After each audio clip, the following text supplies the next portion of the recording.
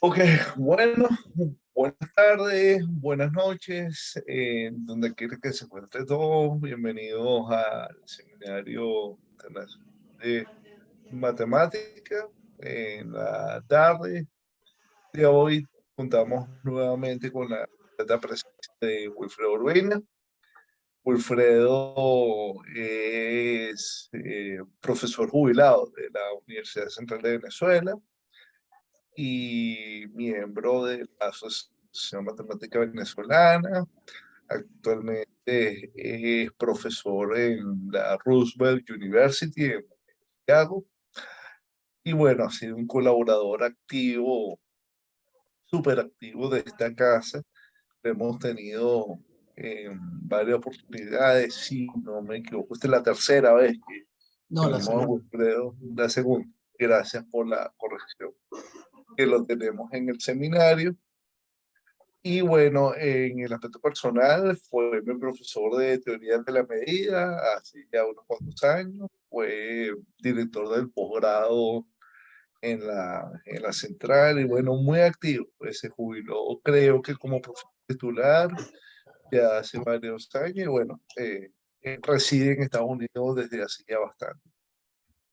Y bueno, lo tenemos aquí una vez más. Entonces, sin más preámbulos y sin más nada que comentar. Gracias, Wilfredo, una vez más por aceptar la invitación al seminario.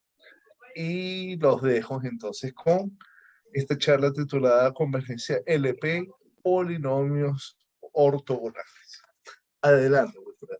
Ok, bueno, primero que todo, yo quería, por supuesto, agradecer la invitación y yo creo que cuando me contactó Tomás, había una cierta preocupación por el- la, la continuidad del seminario.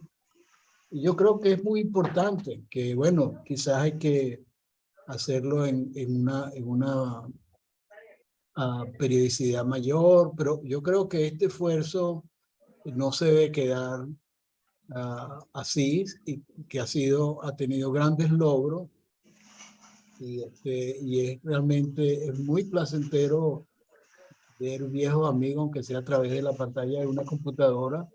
Y creo que para proyectos como el que estamos, por ejemplo, impulsando, que es la Asociación de Amigos de la Asociación de Amigos de la Asociación Matemática Venezolana, y que pronto ustedes recibirán una carta explicatoria al respecto, que pretende precisamente organizar y ayudar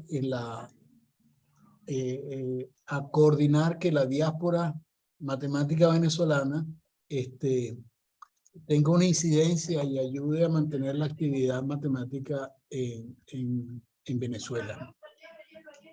Bueno, esto es una charla, vamos a decir, vamos a tratar de dar una visión sobre el desarrollo, primero de las ideas originales de Fourier y cómo esas ideas después han ido evolucionando en el terreno de los polinomios ortogonales. Entonces, una breve nota histórica. Primero que todo, el problema de la convergencia de serie de Fourier es uno de los más importantes. Y ha sido una fuerza fundamental en el desarrollo del análisis. Algunos incluso dicen que el análisis real, tal como lo conocemos hoy en día, es producto de los problemas que planteó el problema de la convergencia de la serie de Fourier. O sea, nociones muy importantes en análisis armónico, como funciones maximales, integrales singulares, e incluso teorías completas, como la teoría de espacios de Hilbert, tienen sus raíces en el problema de la convergencia. Fourier presentó su primer papel en 1807. En 1808, Poisson escribió, que casi un año después, o sea, lo cual prueba de que el problema con los referís es de larga data. presentó a la comisión, al Instituto de Francia. Hay un micrófono que está abierto que está haciendo ruido. No sé quién es. Bueno, y el artículo fue rechazado por opinión de Poisson, pero detrás de eso estaba también Lagrange, o sea que bueno, era una oposición formidable, porque Lagrange estaba convencido de que la serie de Fourier, o sea, esa locura de que funciones periódicos aproximaran cualquier función, le parecía una idea demasiado descabellada.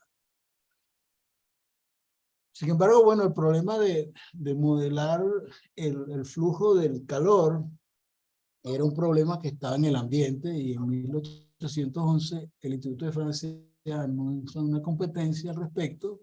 Fourier vuelve a agarrar su manuscrito, lo reescribe y lo somete, y le dan el premio a pesar, ahora sí, abiertamente, de las objeciones de Lagrange. Sin embargo, eso no se publicó.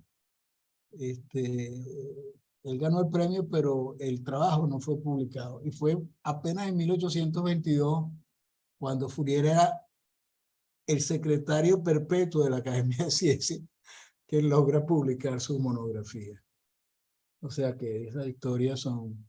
Y alrededor de él se desarrollan una serie de matemáticos muy importantes como Dirichlet, Sofia Germain, Liouville, Navier, Stern, que él ayudó a desarrollar. Sorpresivamente, el primer trabajo sobre la convergencia lo publica Poisson, que también esas cosas de que los referí de repente se quedan con ciertas ideas y las tratan de presentar después como suya, son también de vieja data, como se ve. Pero estaba malo, y Fourier trata de remendar el capote, y también no lo consigue, y en 1826 Cauchy, o sea, fíjense los nombres, el calibre de los matemáticas, presenta una solución que también está mal. Es recién en 1829, cuando Dirichlet, con 23 años,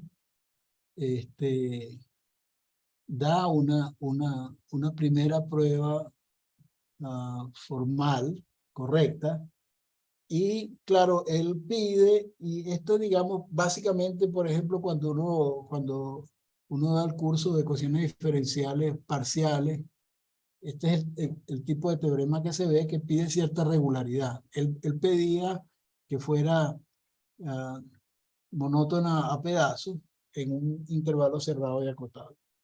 Él estaba convencido, y tenía razón, de que la monotonicidad a trozos no era necesaria.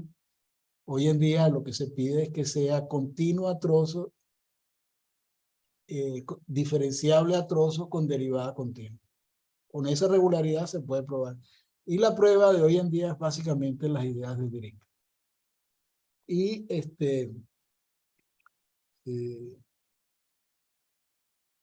entonces, eso estamos hablando en 1829, y es después con Riemann, protegido de Dirichlet y alumno de Gauss, así cualquiera, ¿no? Hace un progreso sustancial en la serie trigonométrica.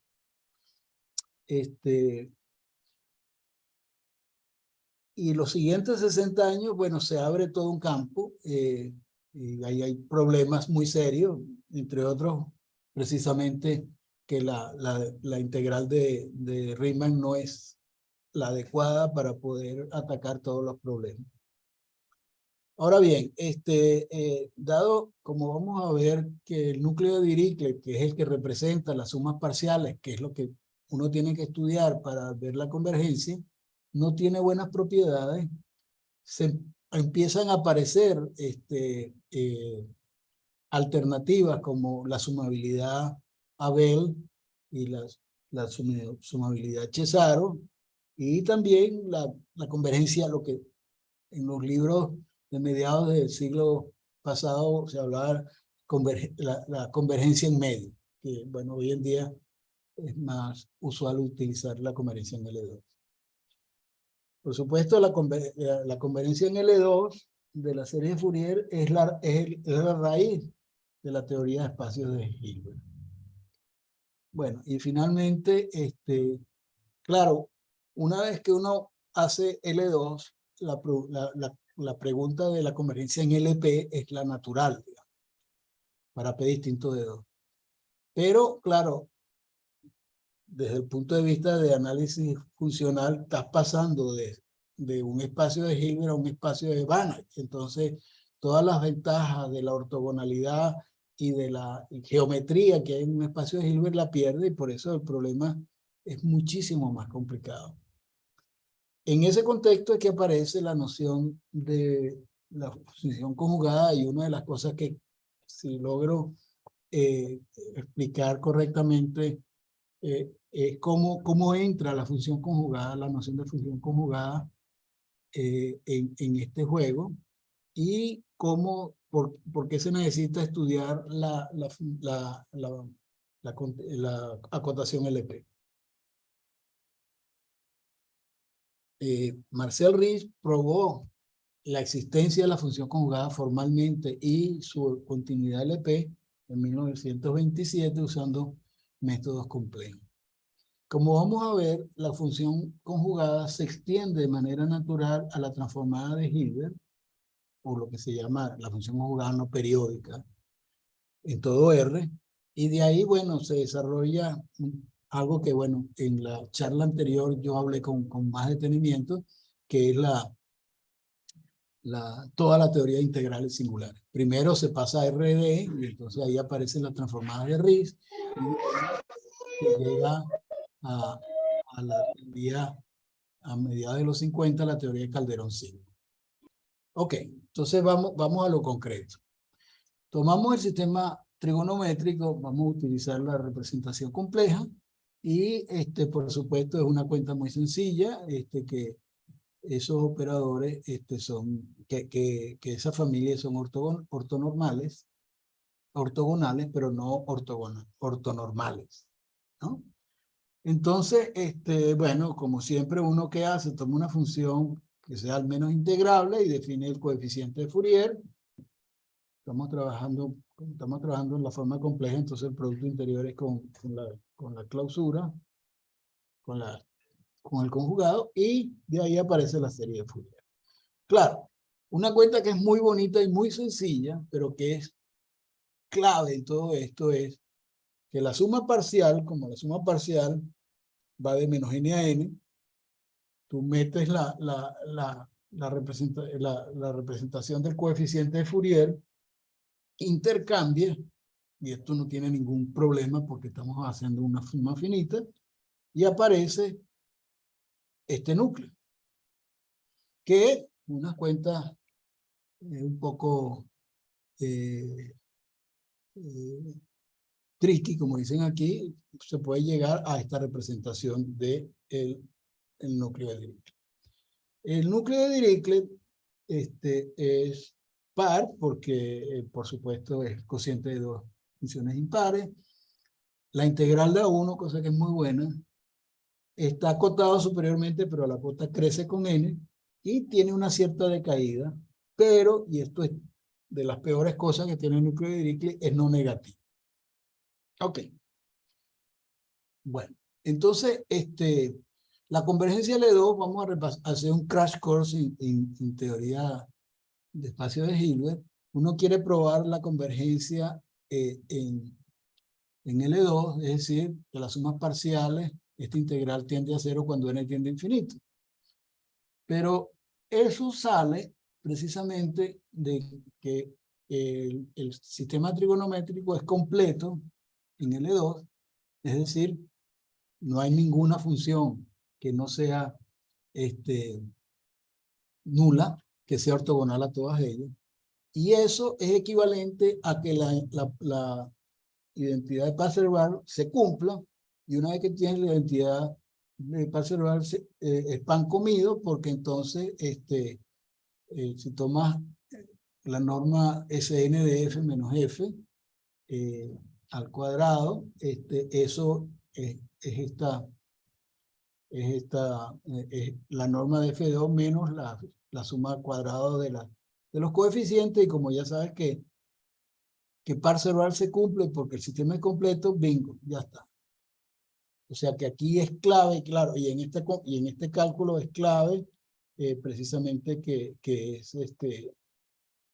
esta cosa, esta cuenta, ahí se utiliza la ortogonalidad de manera crucial. Entonces fíjense que acá toda esta historia del núcleo de Dirichlet no sirve para nada. O sea, esto sale por ortogonalidad pura y dura. Ok. Entonces, ¿qué ocurre? Ocurre que ahora uno quiere probar la convergencia en LP. Pero la convergencia en LP, entonces uno tiene que probar, bueno, esta integral a la P, 1 sobre P, tiende a 0. Pero para probar eso, entonces, bueno, ya la ortogonalidad no pinta nada y necesitas una serie de herramientas completamente distintas. En primer lugar, y esto recordando a nuestro maestro Misha Kotler, hay que usar el teorema de Han-Banach, de Banach-Steinhaus, con el cual se puede probar que las sumas parciales menos f en norma P tiende a 0 es equivalente a probar de que las sumas parciales como operador en LP es acotada. Y como sabemos que el núcleo de Dirichlet es malo, uno utiliza, bueno, un promedio, Sn más Sn menos 1, que bueno, lo único que difieren es los últimos términos, entonces por supuesto te queda dividido entre 2, entonces te queda este señor menos estos dos términos. Ok.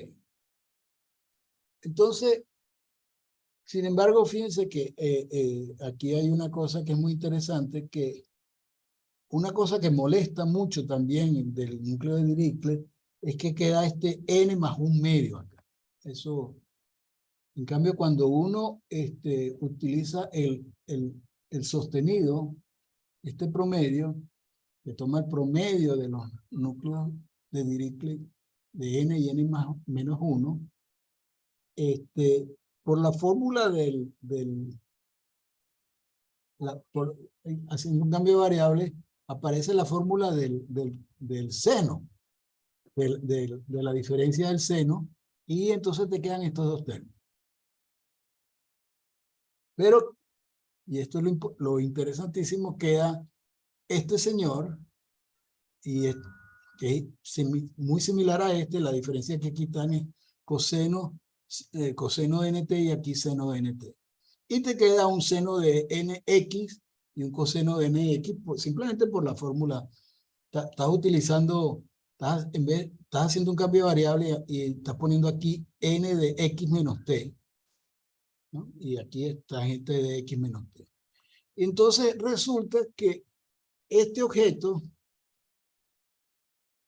o sea, esto es una convolución de esta función f de t con coseno de nt o f de t con seno de nt con 1 sobre 2 tangente de un medio de x, ¿no?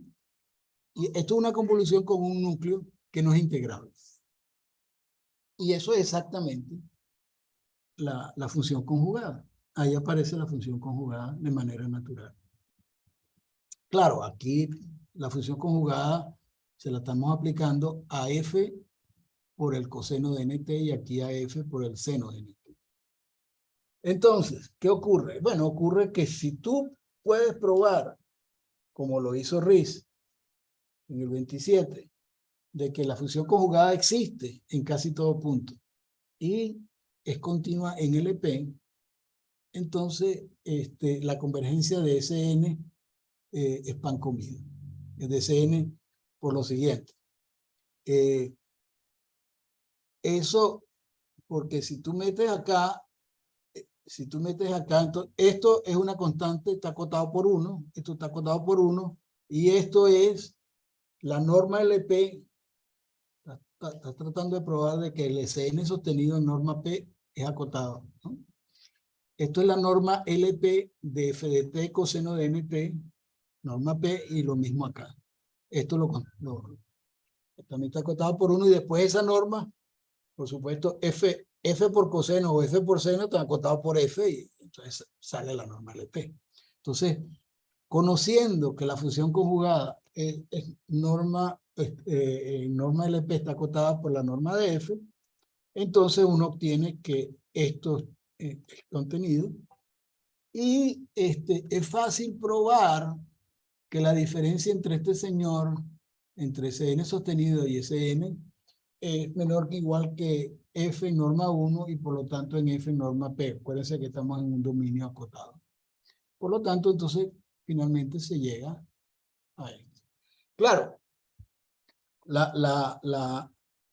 esto es un objeto, o sea, para probar la existencia y acotación de este objeto, que es una integral singular, es una cosa muy fuerte y muy profunda, y por eso no fue sino hasta a mediados del siglo XX que se logró. Por otro lado, como dije, esto es una convolución con 1 sobre 2 tangente de 1 medio de x.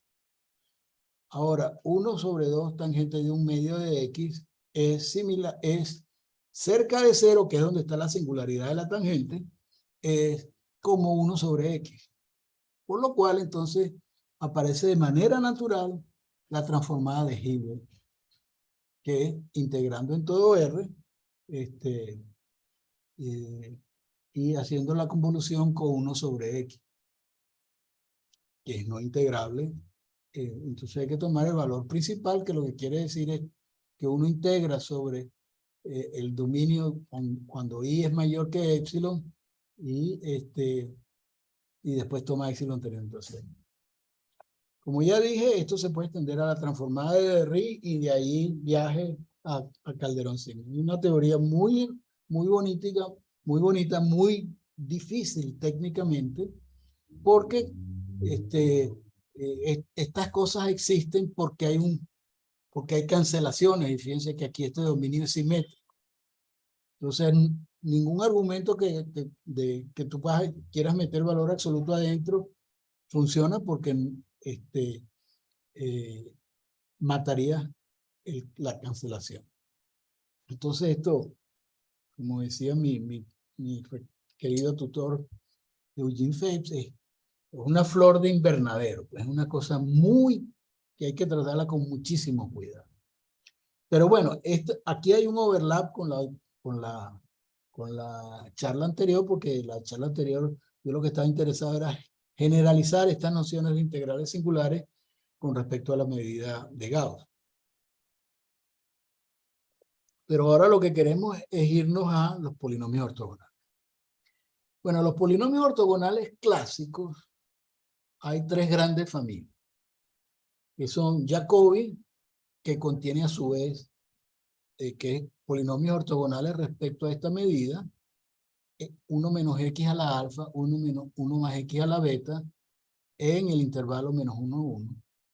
Y esto contiene en particular a los Gegenbauer, cuando alfa y beta son iguales, a los Legendre, que es cuando alfa y beta son iguales pero son 0, a los Chebyshev, que es cuando alfa y beta son iguales pero igual a menos 1 medio. Chebyshev 1 son, por cierto, y eso va a ser importante más adelante, eso se puede escribir como cosenos. Y Chebyshev 2, que es con alfa y beta igual a 1 medio, está relacionado, pero no son simplemente los senos, pero los senos aparecen ahí. Tenemos también los Laguerre en 0 infinito, con la medida gamma, y los Hermite con la medida gaussiana. Ok, entonces, como vamos a ver, la gran teoría aquí es con los polinomios de Jacobi. Bueno, en primer lugar, vamos por partes, como diría Jack el Destripador. Hay buenas noticias y malas noticias. La buena noticia es que la convergencia en L2 es cierta para todas esas 3 familias. Y los argumentos son completamente análogos al caso trigonométrico. ¿Qué es lo que hay que probar? Bueno, hay que probar que la familia de los polinomios de Jacobi es completo. Eso, por ejemplo, un teorema en la Biblia de los polinomios ortogonales, el teorema 315 de Sego, o en el caso de Laguerre es el teorema 571, o en el caso de Hermite no, aquí hay un error, no es el mismo, no puede ser el mismo teorema. Bueno,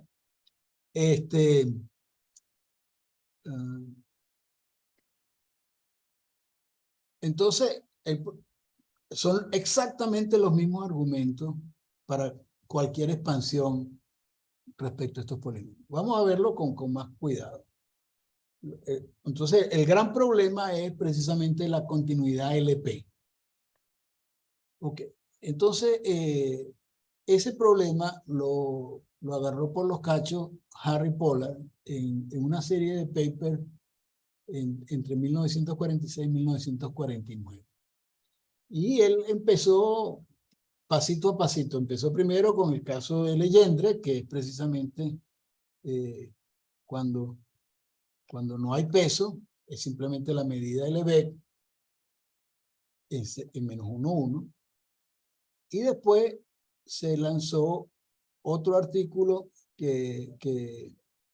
para Gegenbauer, y finalmente hay un tercer artículo que no es exactamente Jacobi. Él crea una clase, como voy a tratar de explicar más adelante, una clase más general que contiene a Jacobi. Bueno, entonces, pero el LP, consideramos el espacio de Banach LP, donde la medida de Jacobi es esta, y los parámetros alfa y beta son mayores que -1, y bueno, la norma usual para LP. Y claro, estos polinomios son ortogonales, pero de nuevo, la ortogonalidad se usa en la prueba de L2, pero para LP la ortogonalidad no sirve para nada. Bueno, no exactamente, ya voy a explicar algo. Son ortogonales, estas son unas cuentas muy minuciosas que están en detalle en Sego, donde esta es la constante, esta es la norma L2 al cuadrado pues, del polinomio. Pero estas tres familias se llaman familias de polinomios clásicos porque no solamente son polinomios ortogonales respecto a una medida, sino que son soluciones de una ecuación diferencial de segundo grado. En el caso de Jacobi, esta es la ecuación diferencial. Y esto fíjense que aquí está estos dos términos diferenciales y después está el término más gamma i. Esto se puede ver de una manera más moderna para decir que los polinomios son autofunciones del operador diferencial con autovalor n por n más alfa más beta más 1. Ok. Entonces, como siempre, uno define el coeficiente de Fourier-Jacobi y la misma cuenta que hicimos para la familia trigonométrica se puede hacer. Uno agarra la suma parcial, intercambia, mete la representación del coeficiente, intercambia y te queda este número que está aquí abajo, que es el que llamamos Kn alfa beta. Ok, entonces, en verdad, lo que dije antes no es cierto. Aquí, para obtener la expresión explícita de este núcleo, sí se usa la teoría de polinomios ortogonales, se usa la ortogonalidad, porque estos polinomios satisfacen lo que se llama una condición, una relación de recurrencia a tres términos. Y al satisfacer una relación de recurrencia a tres términos, se puede obtener lo que se llama la fórmula de Christoffel-Darboux, que es esta expresión. Esta es la expresión cerrada de lo que llamaríamos entonces el polinomio de Dirichlet-Zev. Y entonces inmediatamente uno ve que aquí abajo aparece que el X menos Y. Es decir, que, y esto es por un lado sorprendente, pero por otro lado natural, si el problema de la convergencia LP de la serie de Fourier implicaba una integral singular, en el caso de la función conjugada, no es de extrañar que aquí aparezca entonces la noción de la transformada de Hilbert, la convolución con 1 sobre X. Claro, pero entonces fíjate, ¿qué ocurre? Que bueno, tú entonces metes el núcleo, te queda este señor. Entonces, pero te queda la medida de Jacobi. Entonces, Pollard, ¿qué hizo? Pollard probó, a diferencia del caso de la serie de Fourier, de que la convergencia en LP se da para todo P mayor que 1, estrictamente mayor que 1 y menor que infinito, aquí hay un rango que viene dado por estos valores m pequeña alfa beta y m mayúscula alfa beta. Entonces, para P entre esos dos valores hay convergencia en LP. Ok.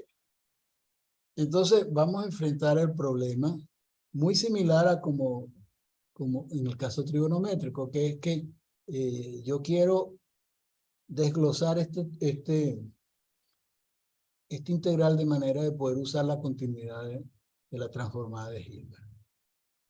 Ahora bien, entonces, una cosa, o sea, Pollard dividió ese núcleo en 3 partes. Y bueno, estas son unas cuentas bastante complicadas,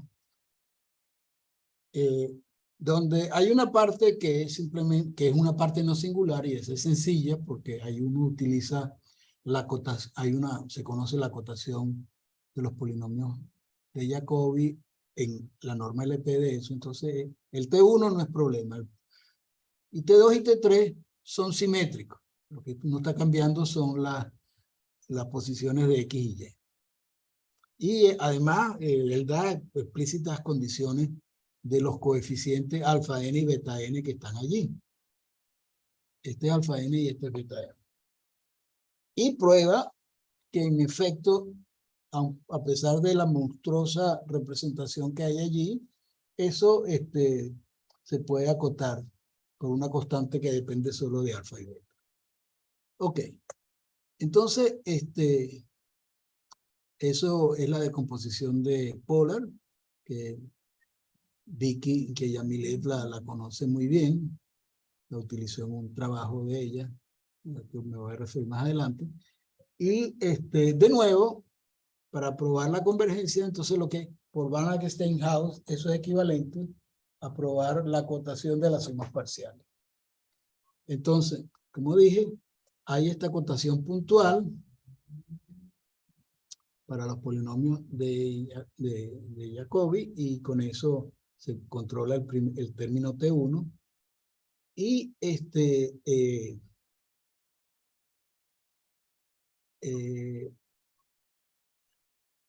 ya va, ¿dónde está, señor? Quiero, antes de toda esta locura, ya va. No.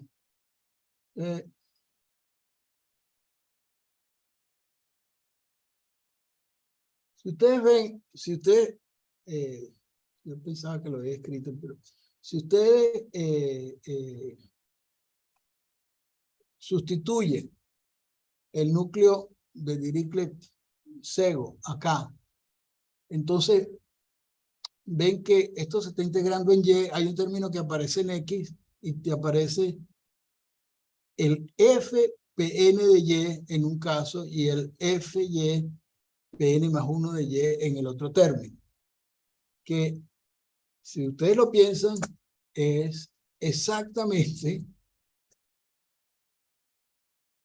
una aparece una cosa como esto que está acá arriba, ¿no? Seno de nx por ft coseno de nt dividido por la tangente, dos tangentes de un medio de x menos p y otros dos términos así. Eso es lo que está replicando en cierto sentido Pollard. Pero él tiene un grave problema, ¿no? Porque claro, nosotros aquí dijimos que, bueno, si yo probaba la continuidad LP respecto a la medida LB de la función conjugada, estamos listos. Sin embargo, aquí,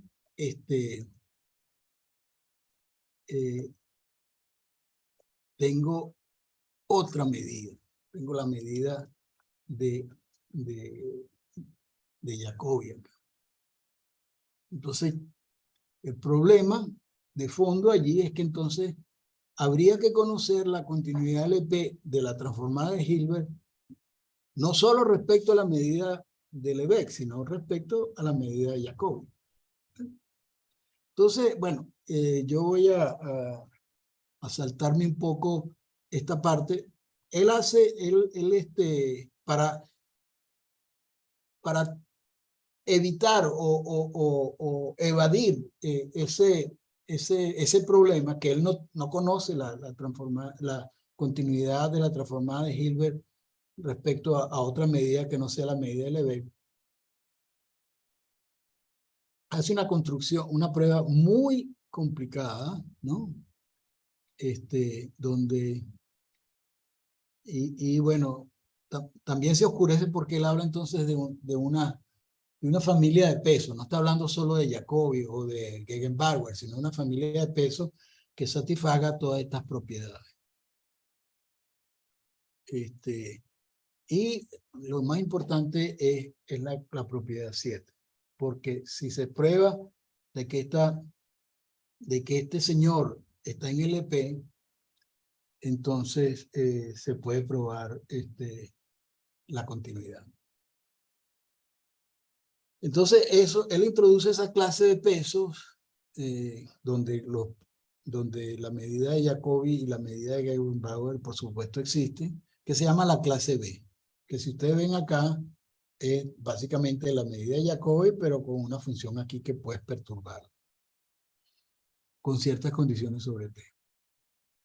Bernstein probó que las hipótesis de H1 H4 se satisfacen, y si esas propiedades se satisfacen, entonces se puede obtener que para estas condiciones,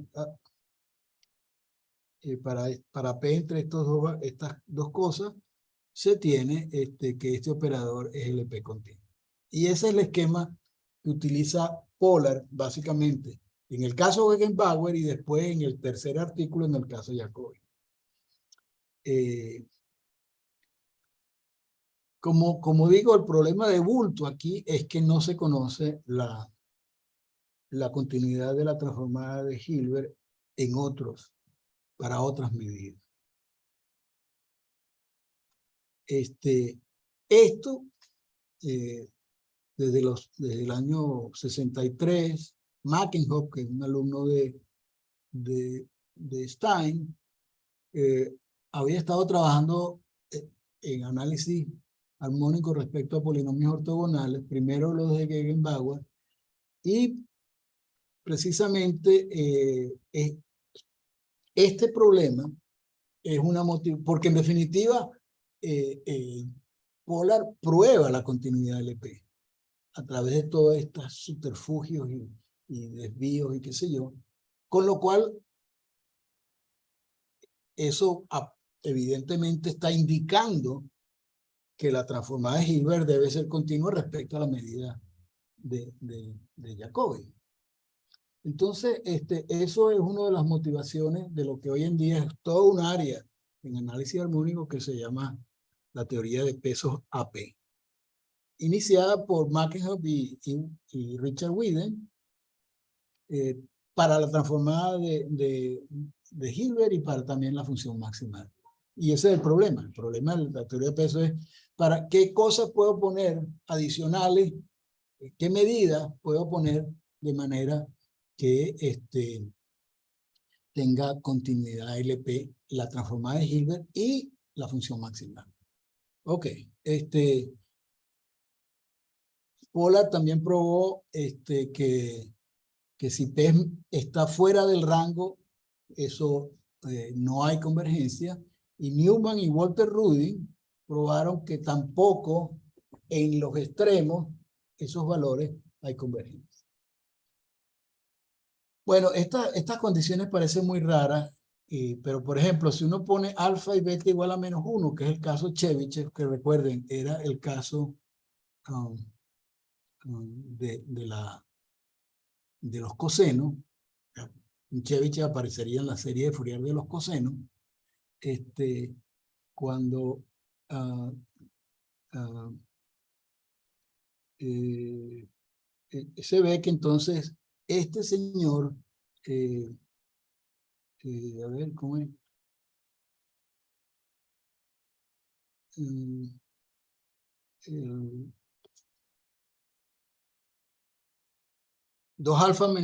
Si alfa es igual a -1/2, 2 alfa más 1 es infinito. Entonces aparece de manera natural, para Chebyshev aparece el rango 1 infinito, como el caso clásico. En el caso de Legendre, cuando beta igual a 0, te queda 4/3, 4, que es un rango muy singular en toda esta teoría. Esto está escrito, yo en el año 2003 le dirigí una tesis a Joel Magallanes, que no tengo ni idea dónde estará en estos tiempos, donde hicimos una escritura sin pasar por las clases generales de peso, sino directamente escribir cómo sale en el caso Jacobi. Y eso lo tenemos escrito. GM Wing extendió esto a las funciones de Bessel, a las expansiones de Fourier-Bessel, con los mismos rangos. Y Mackenhoff, en el año 69, precisamente, porque esto lo debe haber dicho, en el teorema de Pollard, él prueba la continuidad. ¿Dónde está el teorema? Él prueba la continuidad para alfa y beta mayor que -1/2. Pero los polinomios de Jacobi están definidos para alfa y beta mayor que -1. Entonces había una brecha ahí que con el método de Pollard no salía, pero que tendría que tener algún sentido. Entonces en el año 69,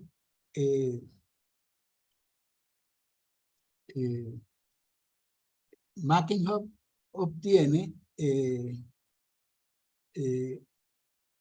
llena el gap. O sea, él tiene una prueba, de nuevo, para pesos que son más generales, son pesos de esta forma, ¿no? Con estas condiciones, para alfa y beta mayor que -1, o sea, que obtiene todo el rango. Él utiliza la descomposición de Pollard, pero, y este es un proto teorema de peso,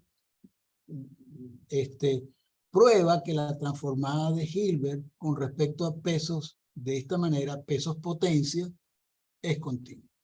Entonces la prueba de Pollard, de Mackenhoff, es completamente directa, porque es la misma idea del caso trigonométrico con la transformada de Hilbert. Porque entonces uno, bueno, haciendo un cambio variable, qué sé yo, puede reducir las medidas de Jacobi a cosas de este tipo. Y entonces listo, pan comido. También el grupo de La Rioja, Chicho Guadalupe, Pérez, Ruiz y Juan Luis Barona, trabajaron con pesos de Jacobi generalizado también. Eso fue también parte de la tesis doctoral de Barona con Chicho.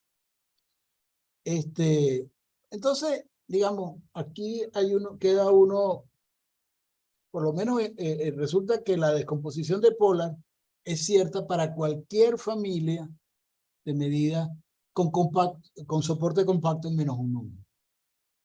Entonces, para esa medida,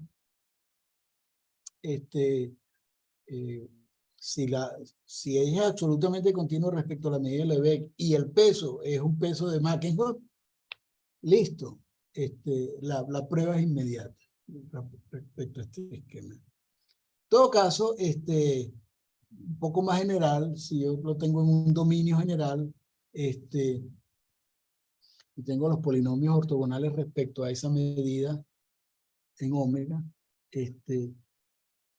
técnicamente se podría probar la convergencia en LP si se puede probar la continuidad LP de la transformada de Hilbert respecto a ese peso. Claro, igual queda el problema de cómo manejar el núcleo, cómo entrar con el peso, pero eso es carpintería.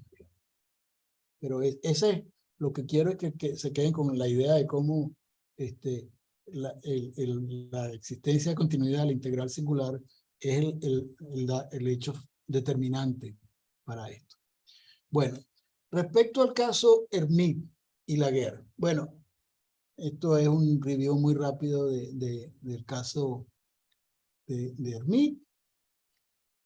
Hay un producto interior que tampoco, hay una ortogonalidad que tampoco usa directamente, pero sí, también es una ecuación, es solución de una ecuación diferencial. Si defines los sumas parciales y los núcleos de Fourier-Hermite, tienes esto, y bueno, también por la fórmula, todos los polinomios ortogonales, si satisfacen una fórmula de recurrencia de 3 términos, hay una fórmula de Christopher Darboux, y por supuesto entonces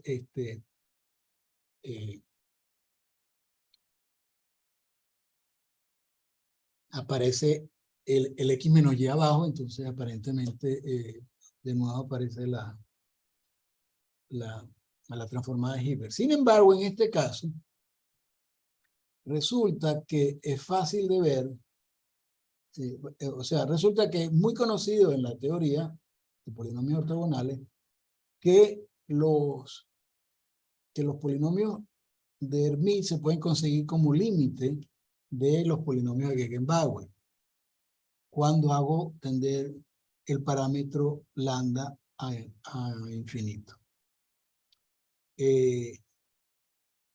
Entonces, en el caso de los polinomios de Gegenbauer, es esta fórmula. Las condiciones de Polar son estas, y cuando lambda tiende a infinito, los dos extremos tienden a 2. Entonces, eso está en el artículo de Polar, por cierto, de Gegenbauer. Entonces, Polar fabricó un contraejemplo ¿cuánto me queda, Tomás?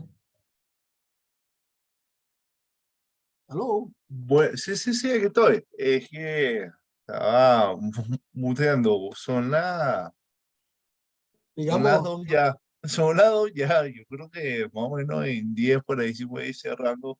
bueno, Bueno, ya vaya, pues. voy a ser muy rápido en lo que sigue. Entonces, él tiene un Ya. contraejemplo explícito donde los coeficientes se van infinitos.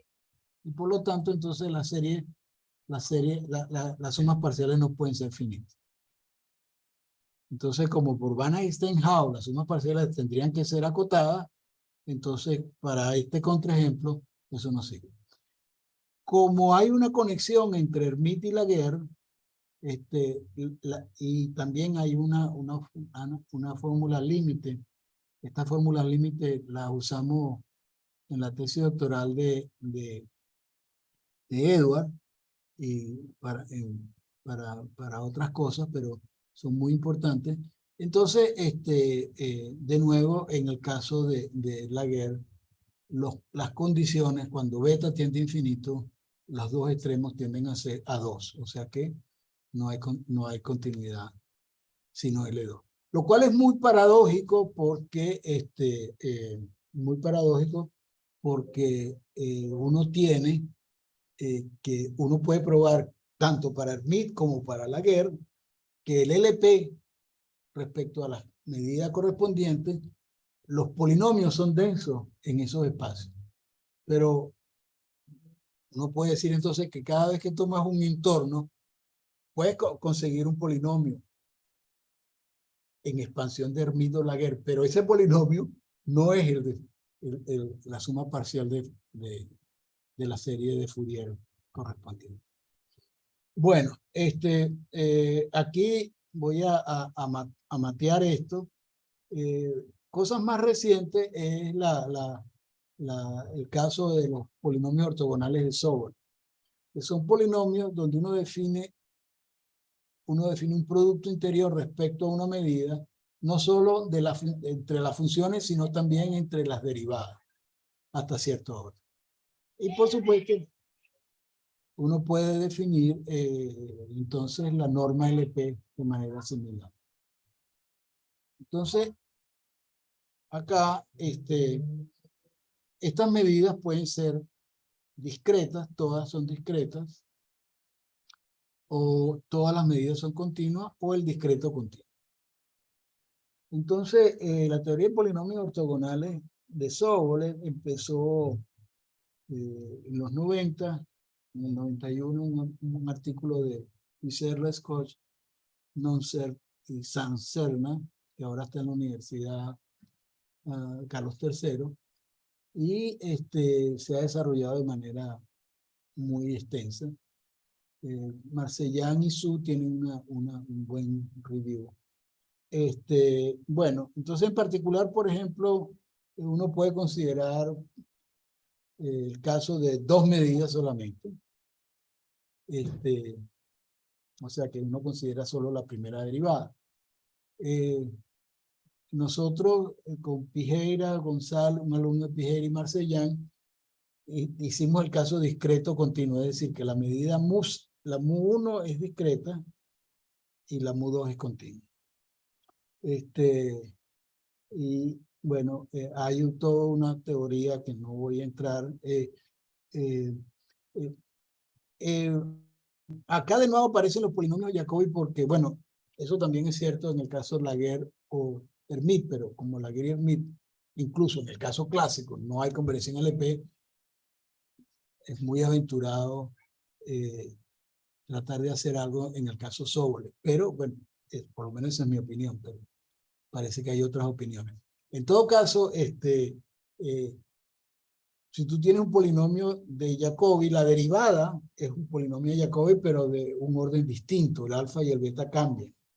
Entonces, eso es muy bueno porque entonces eso permite, cuando tomas la derivada, sigues trabajando. Si aquí pones la medida respectiva, la cosa queda como entre amigos.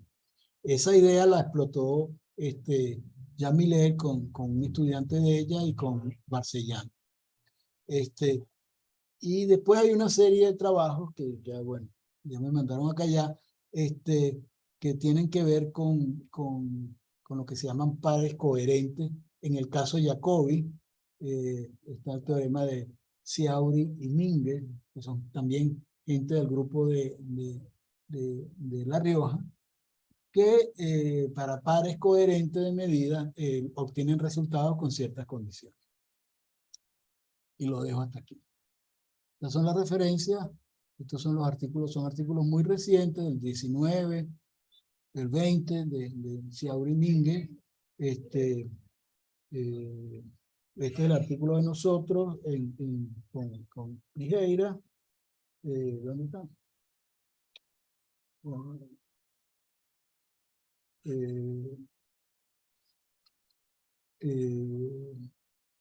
Aquí está el artículo de Vicky con Marcellán, Polar Decomposition Applied to the Jacobi-Sobolev Expansion. Este es el review que les recomiendo, de Marcellán y Su. Los artículos de Mackenhoff, que son fundamentales. Este es el artículo donde él prueba todo el rango en el 69, en Proceeding. Y aquí está el artículo de Pijeira, Díaz González, que fue el estudiante de Marcellán y yo, para el discreto continuo. Los artículos de Polar, por supuesto que son una barra. Y bueno, la Biblia es siempre Sego y Sigma. Sego para para polinomios ortogonales y sigo para transformadas de Fourier, para análisis armónico. Bueno, muchas gracias y disculpen lo largo. Muchas gracias, Wilfredo. Gracias. Bueno, una pregunta. Wilfredo, no me quedó claro en el caso de los polinomios de Sobolev, digamos, en general se diría que todavía no hay, o sea, un campo que está completamente abierto, o sea, hay resultados activos en algunos. O sea, hay mucho en polinomio de Sobolev, pero convergencia en LP de polinomio de Sobolev, Sí, me refería así. uno de los problemas de los polinomios es, o sea, ¿por qué? Es difícil. Sí, es muy difícil. ¿Por qué? Es muy buena la pregunta por lo siguiente. Recuerda que dije que todos los polinomios ortogonales tienen una fórmula de recurrencia de 3 términos. Ortogonales clásicos, es decir, un solo producto interior. Y esa fórmula de recurrencia de 3 términos implica la existencia, la representación de Christoffel Darboux. Los polinomios de Sobolev generales no tienen fórmula de recurrencia de 3 términos. Entonces, no hay una fórmula explícita del núcleo. Entonces ya hay, por eso es que entonces la mayoría de los trabajos que hay hasta ahora es trabajar con Jacobi y verlo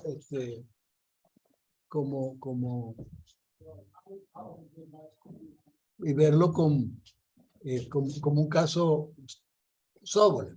Porque claro, ahí todavía tiene, y eso fue una de las cosas que luchó Vicky en su trabajo, todavía tiene un núcleo explícito. Pero el caso general, hay muy poco, muy poco. El caso y de hecho, incluso con eso de los pares coherentes y qué sé yo, que hace esta gente en La Rioja, igual están pegados con Jacobi. O sea, no han salido del comfort zone porque no se sabe cómo manejarlo. Porque, por ejemplo, una cosa que yo discutí con Vicky de su trabajo es que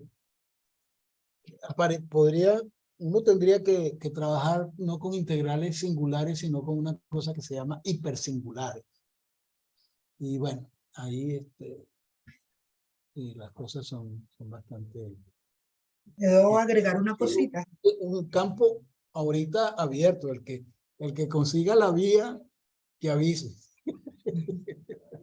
Sí, Vicky, adelante. Del siglo pasado. De hecho, hasta ahora, bueno, esta ha sido mi semana de charlas de series de Fourier.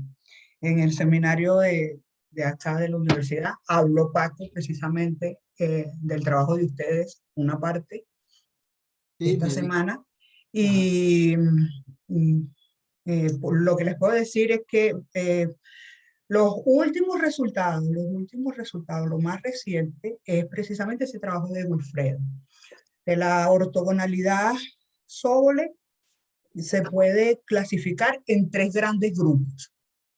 El grupo en donde las 2 medidas son continuas, el grupo donde la primera medida en ese producto interno que mencionaba Wilfredo es discreta y la segunda es continua, perdón, al revés, la primera es continua y la segunda es discreta, que son los trabajos que usualmente había considerado Marsella, y el último trabajo de Wilfredo con colaboradores, entre ellos el mismo Paco, que tiene la característica de trabajar con un nuevo tipo de producto interno de Sobolev, en donde ahora la parte continua se concentra en la medida donde están las derivadas. Entonces, ciertamente... ¿no? ¿En la medida que dijiste? No te... En la parte continua se concentra donde pusiste las derivadas, porque tu primera medida es la discreta. Sí. O sea, esas son las 3 grandes familias. Entonces, en el caso como dijo Wilfredo, en el caso de esa noción de pares coherentes, ya existía una clasificación que permitía, dada una medida con soporte compacto, decir cómo iba a ser la medida que contenía las derivadas. Y eso es lo que explota si aburre y Mínguez. Pero en general, el campo está abierto porque habría que cambiar. Primero, habría que considerar un núcleo integral que funcionara. Y segundo, habría que trabajar o con descomposiciones de ese núcleo o con, ¿cómo se llama esto? O con acotaciones que permitieran introducir al menos el teorema de acotación uniforme. Y eso es dificilísimo cuando, número uno, se aumenta el orden de derivación, número dos, se intercambian la naturaleza de las medidas involucradas. Tanto si se toman discretas como, por ejemplo, si se toman con, ¿cómo se llama? Con no absolutamente continuas, o sea, con parte singular, Sí. no trivial, sí, es bastante complicado. Yo creo que o sea, lo más nuevo es ese artículo que tú tienes y además es el análisis más fino porque incluye un producto interno de sobre totalmente diferente a las clases anteriores. Sí. Y Wilfredo, una pregunta que se escapa de esta parte y es la siguiente. Tú mostraste el ejemplo de la exponencia, de cuando dijiste que para el Hermite, para el Mil y Laguerre, creo, solamente P igual 2 hay convergencia LP. No sea, por supuesto que en buena ley, si uno piensa en las sumas parciales y considera el crecimiento de los coeficientes o el decrecimiento de los coeficientes, probablemente ahí uno puede encontrar clases de funciones donde hay convergencia en LP. En principio, si hay convergencia uniforme y hay integrabilidad. Claro, Entonces, o sea, la pregunta es, ¿existe estudio de franjas límite en donde hasta dónde exista convergencia en LP y cuándo empieza a dejar de existir o no? Sí, bueno, es una pregunta muy interesante,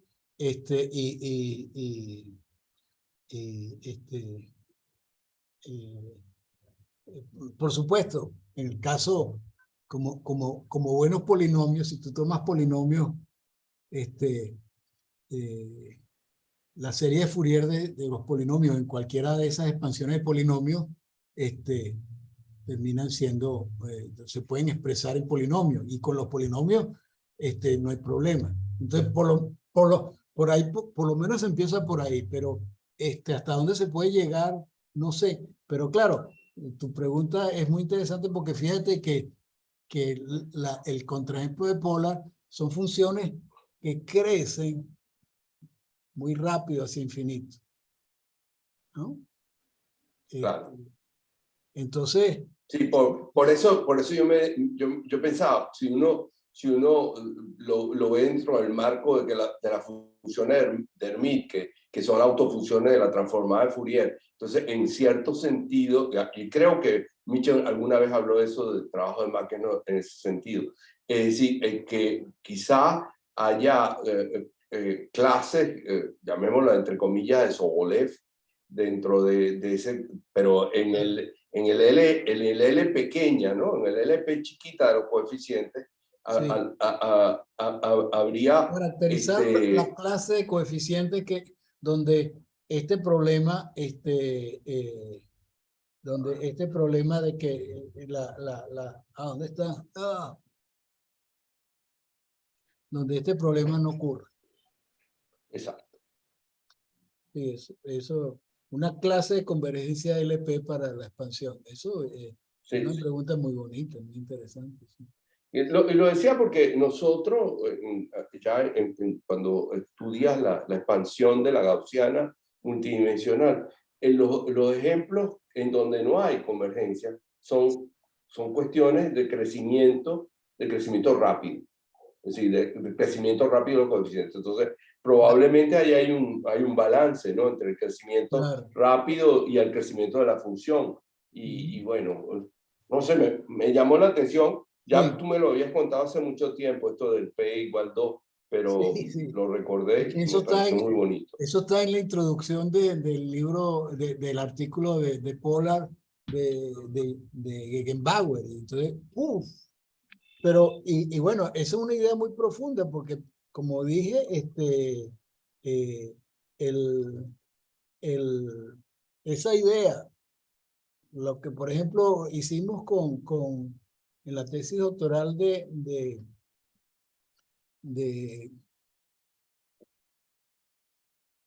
Edward Navas, era precisamente, epa, ese jamoneo ahí, Víctor, ¿qué es eso? Creo que quiere que la saque para afuera a caminar.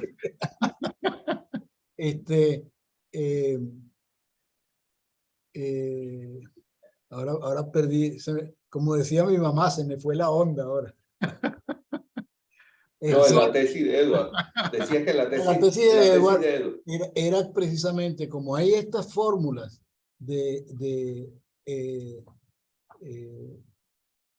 estas formas límites que tú obtienes de Gegenbauer, obtienes Hermite, o de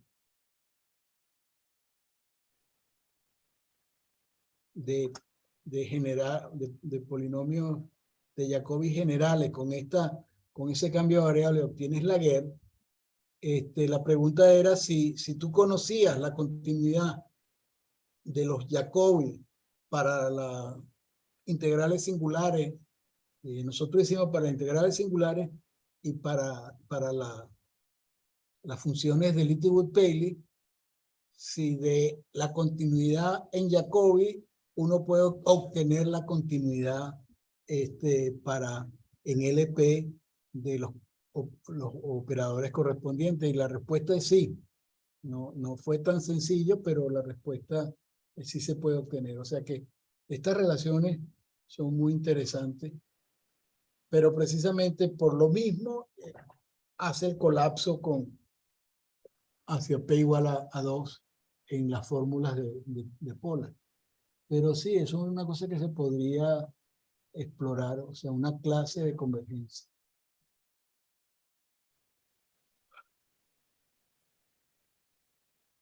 Bien.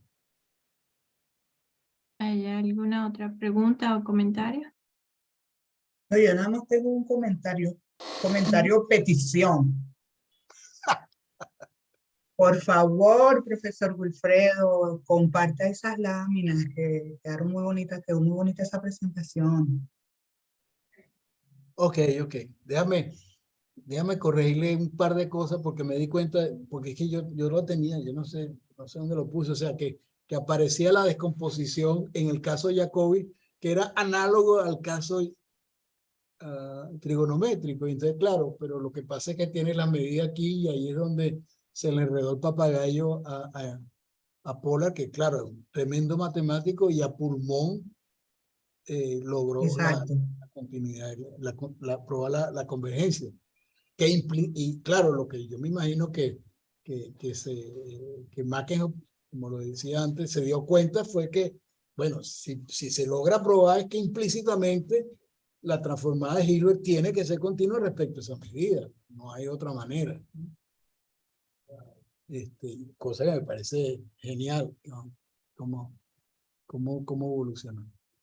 Bueno, yo segundo la solicitud de Yamilet, porque sobre todo para los que no somos expertos en esto, esa introducción histórica me parece Maravillosa.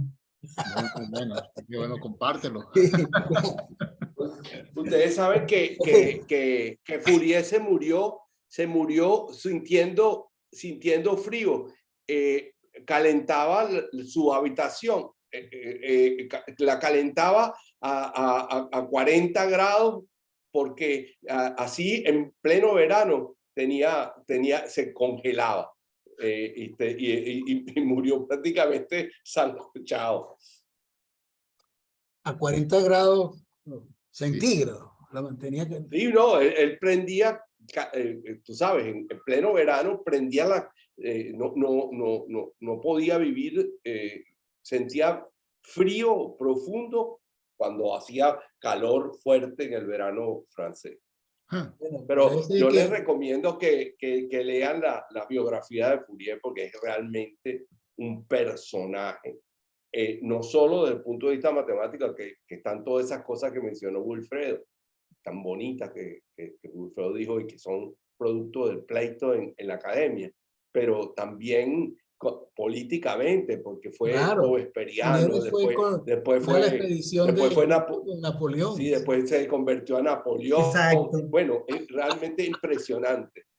Era un esquirol perfecto y muy competente pues, en donde lo ponían. Pero digo, fue robesperiano y estaba condenado, en el terror estaba condenado a morir a la guillotina y logró zafarse de eso y se asoció con Napoleón. Es decir, se fue con Napoleón y lo mandaron para la expedición de Egipto, en donde su gran amigo era el descifrador de la piedra, de la Rosetta. De la Rosetta. Sí, una vida. Si yo no he leído esa la biografía. Está en la Gaceta Matemática, hay algunas cosas muy interesantes sobre eso.